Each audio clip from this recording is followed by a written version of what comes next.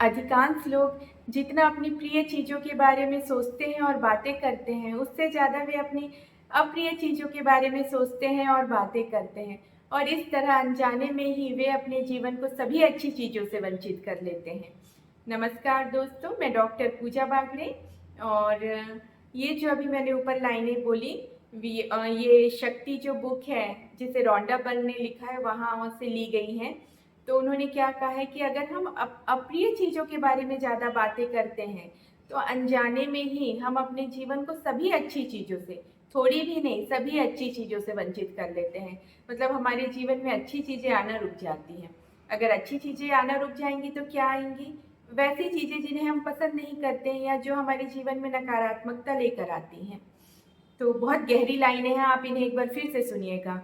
तो आप इस वीडियो को पूरा देखें, मैं हर वीडियो में नहीं कहती हूँ, लेकिन इस वीडियो को पूरा देखें, क्योंकि आज हम एक केस स्टडी के बारे में बात करेंगे। आप पूरा देखेंगे तभी इसे समझ पाएंगे।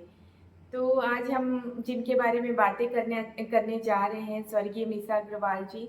अब वो हमारे बीच में नहीं हैं, वो जहाँ भी हैं ईश्वर उन्हें खुश रखे। तो इस वीडियो का उद्देश्य बस यही है कि मैं आप लोगों को बता पाऊँ कि हमें किस तरीके की बातें नहीं करना चाहिए या क्या नहीं करना चाहिए। इस वीडियो में मैं किसी को जज नहीं कर रही हूँ।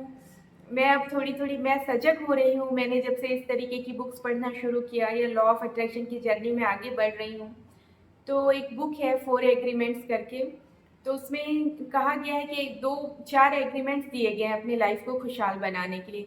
पहला एग्रीमेंट यही है कि आप अपने शब्दों के प्रति निष्पाप रहें, मतलब हमेशा अच्छे शब्दों का प्रयोग करें, सकारात्मक, अपने लिए भी और दूसरों के लिए भी। और दूसरा एग्रीमेंट ये है कि हमें किसी को जज नहीं करना है। वो अच्छा कर रहे हैं, बुरा कर रहे हैं, हम किसी को जज नहीं कर सकते। तो इस वीडियो का उद्देश्य किसी को जज करना नहीं है, आप इसे एक केस स्टडी के रूप में लें। मैं बस आप लोगों को थोड़ी सी जानकारी देना चाह रही हूँ कि जिन चीज़ों को हम हल्के में लेते हैं या मजाक में हम कुछ ऐसी लो फ्रिक्वेंसी वाली बातें करते हैं, लेकिन वो नहीं करना चाहिए, क्योंकि हर शब्द फलित होता है। मजाक में भी जैसे हम कह देते हैं कि अरे उम्र होती जा रही है, या पैसा तो टिकता ही नहीं, या कभी हमारे पास पैसे होते हैं फिर भी हम कह देते हैं हमारे पास पैसे नहीं हैं, या कुछ भी ऐसी चीज़ें। तो ऐसा कहने से बहुत बचिए, क्योंकि आपके छोटे-छोटे शब्द, आपका कहा हुआ हर एक शब्द आपके जीवन पर फ़र्क डालता है। तो इस वीडियो को केस स्टडी के रूप में लें और पूरा सुनें। तो जिनके बारे में हम बात कर रहे हैं, मीसा अग्रवाल जी, वो कॉमेडी कंटेंट बनाती थी। कॉमेडी, किसी को हँसाना, किसी को खुश करना बहुत बड़ा काम होता है, क्योंकि किसी को हम खुश कर नहीं पाते हैं जल्दी, दुखी तो हम जल्दी कर देते हैं, पर किसी को खुश करना बहुत बड़ा काम होता है। मीशा अग्रवाल जी के जितने भी कंटेंट हैं आप देखेंगे, तो उसमें या तो किसी की निंदा कर रही हैं, किसी की आलोचना कर रही हैं। कई कंटेंट में वो खुद की अपनी अपनी फैमिली की आलोचना कर रही हैं। इस तरीके के उनके कंटेंट होते थे। वो लोगों को हँसाने का बहुत अच्छा प्रयास करती थी। कई लोगों को अच्छे भी, बहुत सारे लोगों को अच्छे लगते थे, उनके बहुत सारे मिलियंस में फॉलोवर थे। बट वो उनके जो शब्द थे आलोचना के, निंदा के, दोषारोपण के या हेट के, उनका एक वीडियो भी है जिसका टाइटल ही है सेल्फ हेट। चाहे तो आप एक बार उसे सर्च करके देखिए। तो उसमें उनकी बातें क्या होती थी, उसमें उन्होंने कहा है कि मुझे डर लगता है कि कहीं लोग मुझे छोड़ के ना चले जाएं, इसलिए मैं ही उन्हें छोड़ के चली जाती हूँ। और देखिए, ये वाक्य उनका फल गया, फलित हो गया। तो इसी तरीके के लगभग सारे उनके वीडियोस थे। तो जो ये है निंदा या दोषारोपण या आलोचना, चाहे हम हल्की से भी करें, इससे हमारे जीवन में कठिनाइयाँ आती हैं। तो और जो एस्थेटिक्स है, अब्राहम हिक्स जो है, उन्होंने अपनी जो बुक है ask and it is given में भावनाओं का एक स्केल दिया है, ऊपर से लेके नीचे तक भावनाओं की मार्किंग की है। 22 प्रकार की भावनाएं दी हैं। तो जो सबसे ऊपर की भावना है 1, 2, 3, 4, 5 या 6-7 तक के, वो सारी भावनाएं पॉजिटिव हैं। मतलब जब हम उन भावनाओं में होते हैं तब हम अलाइनमेंट में होते हैं, हम ब्रह्मांड के करीब होते हैं। और जैसे जैसे हम नीचे जाते जाते 8, 9, 10, 11, 21, 22, तो हम अलाइनमेंट से दूर होते जाते हैं। उन भावनाओं में जब हम होते हैं तो दूर होते जाते हैं।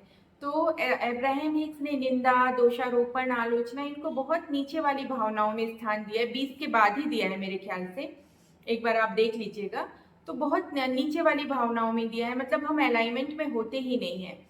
तो जब हम बार बार इस तरीके की बातों का हम उपयोग करेंगे। देखिए, विचार और भावनाएँ ये सब महत्वपूर्ण है, हम क्या सोच रहे हैं, खुश हैं या नहीं, या इस क्षण हम कैसा महसूस कर रहे हैं। लेकिन शब्द भी बहुत शक्तिशाली हैं, बहुत-बहुत शक्तिशाली हैं। आपने अपने बड़ों से सुना होगा, हमेशा शुभ-शुभ बोलो, है ना? तो ये बोलने का भी एक कारण है। तो उन्होंने जितने भी वीडियो बनाए, बहुत सारे वीडियो बनाए, सब में जो शब्द उन्होंने उपयोग किए हैं, वो यही निचले श्रेणी के शब्द हैं, निंदा के, दोषारोपण के। और वे इस तरह के कंटेंट लंबे समय से बता रही थी।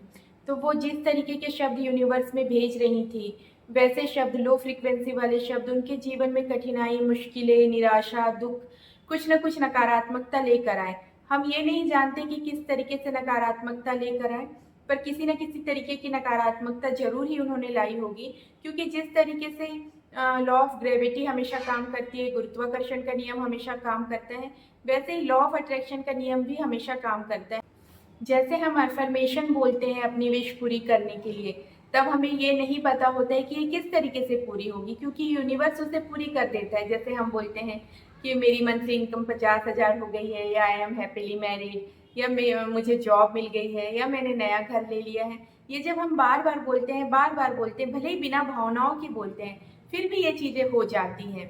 तो इसका उल्टा भी होता है, जब हम नकारात्मक शब्द, दोषारोपण, निंदा, आलोचना, इन चीज़ों को बार-बार बोलते हैं। भले ही हम उन व्यक्ति को जानते हों या नहीं जानते हों, हम पॉलिटिशियंस के बारे में बोले, किसी परिस्थिति के बारे में बोले, किसी जगह के बारे में बोले, अगर हम बार-बार नकारात्मक चीज़ें बोल रहे हैं, तो उसका परिणाम भी यूनिवर्स से आता ही है।